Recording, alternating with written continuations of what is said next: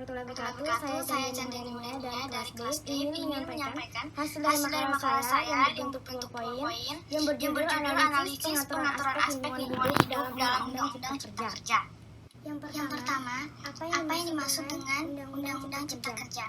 Undang-Undang Cipta Kerja adalah sebuah terobosan hukum dengan teknik omnibus law. Sekitar 80 undang-undang dan 1.200 pasal bisa direvisi sekaligus. Hanya dengan satu Undang-Undang Cipta Kerja yang mengatur multisektor omnibus law Cipta Kerja. Diyakini pemerintah sebagai obat mujarab yang dapat menyembuhkan penyakit tahunan bangsa. Ini untuk membuka keran investasi yang seluas-luasnya, sehingga dengan begitu akan tercipta lapangan kerja yang banyak. Undang-Undang Cipta Kerja ini juga berfungsi untuk menyederhanakan berbagai aturan yang dianggap memperlambat proses ekonomi. Di tengah keprihatinan menghadapi COVID, Dewan Perwakilan Rakyat mengesahkan Omnibus Law. Dengan pengesahan UU tersebut ada 2 partai dari 9 partai menolak. Yang pertama itu Partai PKS, yang kedua itu Partai PD atau Partai Demokrat. Seminggu setelah pengesahan, masih terus bergantian aksi protes menolak undang-undang dari para pekerja, mahasiswa, petinggi PP Muhammadiyah, guru besar, dekan, dan dosen. 2.000 dosen dari 67 perguruan tinggi se-Indonesia juga menolak undang-undang tersebut. Yang kedua, pengaturan aspek lingkungan hidup dalam Undang-Undang Cipta Kerja. Aspeknya itu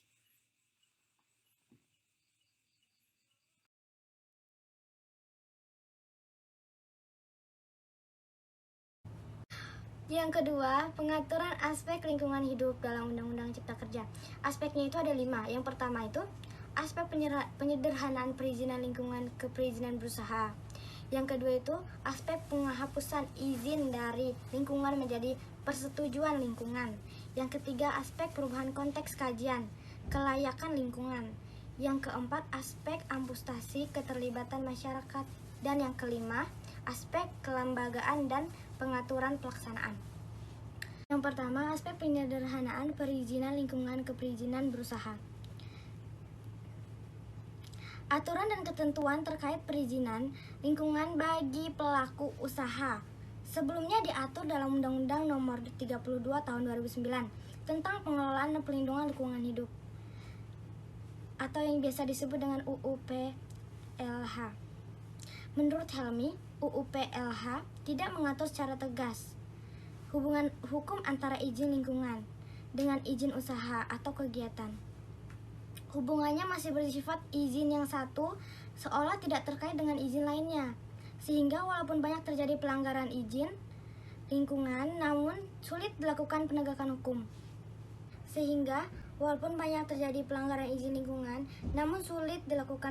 hukum.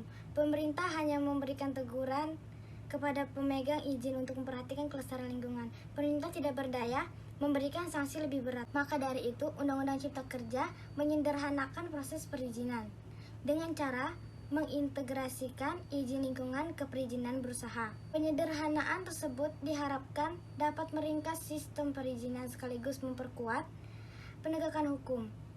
Dengan diintegrasikannya perizinan lingkungan ke dalam perizinan berusaha, maka apabila terjadi pelanggaran, misal dalam hal standar dan prosedur pengelolaan lingkungan, maka yang akan terkena konsekuensinya adalah izin utamanya, yaitu perizinan berusaha. Dengan demikian, perusahaan dapat dicegah dari tindakan perusakan lingkungan yang lebih parah untuk mendorong pelaku usaha untuk menjadi peduli terhadap kelestarian lingkungan hidup. Yang kedua, aspek penghapusan izin lingkungan menjadi persetujuan lingkungan.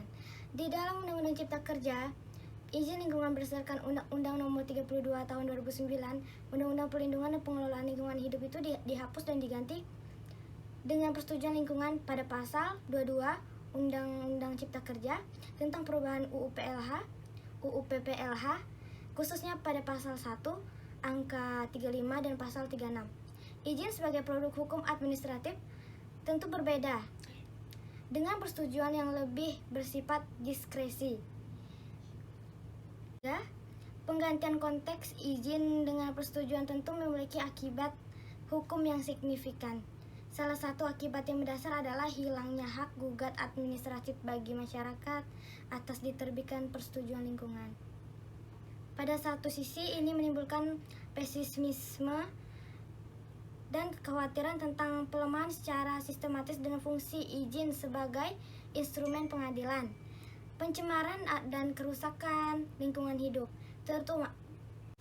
terutama melihat pelaksanaan sistem perizinan berusaha terintegrasi secara elektronik melalui online, single submission, atau biasa disebut dengan perizinan OSS yang terkendala dan bermasalah dalam pelaksanaannya.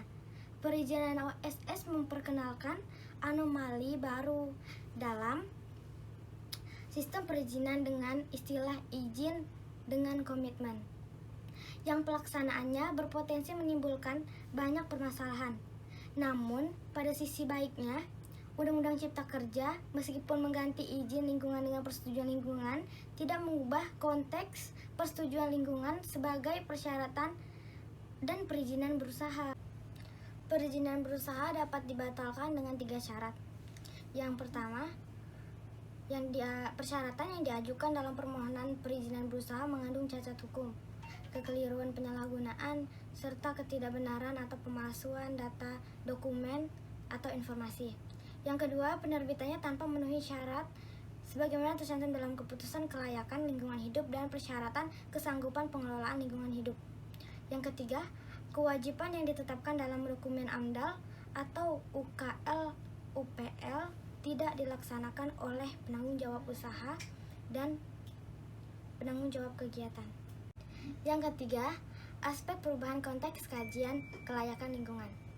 Dengan penghapusan izin lingkungan berdampak pada perubahan konteks kajian kelayakan lingkungan, terutama pada AMDAL dan UKL UPL pada pasal 22 Undang-Undang Cipta Kerja, khususnya perubahan pada pasal 24 sampai dengan 35 Undang-Undang PPLH. Meskipun secara prinsip AMDAL maupun UKL UPL ini tetap ditegaskan sebagai persyaratan pengambilan keputusan tentang penyelenggaraan usaha atau kegiatan, serta termuat dalam perizinan berusaha atau persetujuan pemerintah. Perubahan pada pasal 1 angka 11 dan 12, penetapan AMDAL dan UKL UPL sebagai persyaratan ini tepat dan layak diapresiasi. Mengingat penyederhanaan sistem perizinan berusaha tidak berarti penyederhanaan pada dampak lingkungan atau kajian kelayakan lingkungan yang wajib dipenuhi mengelola dampak tersebut. AMDAL diperlukan bagi kegiatan usaha yang berdampak penting bagi lingkungan hidup. Bagi kegiatan usaha yang tidak berdampak penting, tidak memerlukan izin lingkungan tersebut. Dengan upaya pengelolaan dan upaya pemantauan lingkungan hidup, UKL UPL adalah pengelolaan dan pemantauan terhadap usaha atau kegiatan yang tidak berdampak penting terhadap lingkungan hidup yang diperlukan bagi proses pengambilan keputusan tentang penyelenggaraan usaha. Yang keempat, aspek amputasi keterlibatan masyarakat.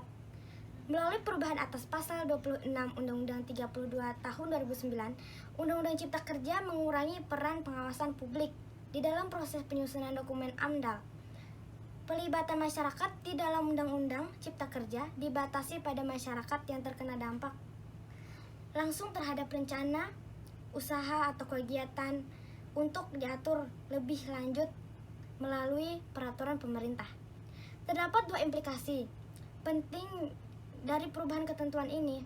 Pertama, hilangnya hak masyarakat untuk mengajukan keberatan terhadap dokumen AMDAL, dan yang kedua, hilangnya hak pemerhati lingkungan hidup dan anggota masyarakat terpengaruh atas segala bentuk keputusan. Selain tidak mendukung prinsip dari transparansi dan akuntabilitasi dalam proses pelibatan masyarakat di dalam penentuan kelayakan lingkungan, hal ini tentu saja bertentangan dengan amanat konstitusi dalam pasal 28 huruf I Undang-Undang 1945 bahwa hak atas lingkungan hidup yang baik dan sehat dijamin secara penuh oleh Konstitusi Indonesia.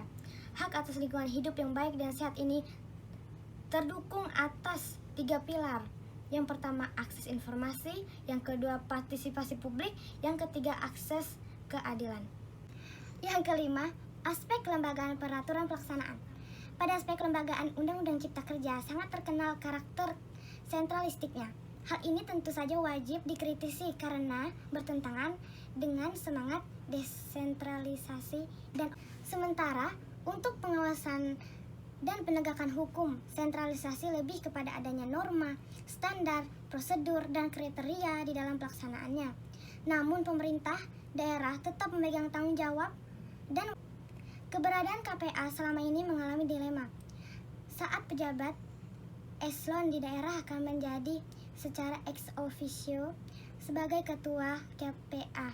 Sementara kronik politik lokal yang kerap menjadi permasalahan yang mengganggu kinerja KPA melalui amanat kelembagaan baru diharapkan dapat tercipta satu integritas dan independensi dari lembaga untuk melakukan uji kelayakan dokumen lingkungan tersebut. Sekian dari saya Chandini Milenia mengucapkan terima kasih banyak. Assalamualaikum warahmatullahi wabarakatuh.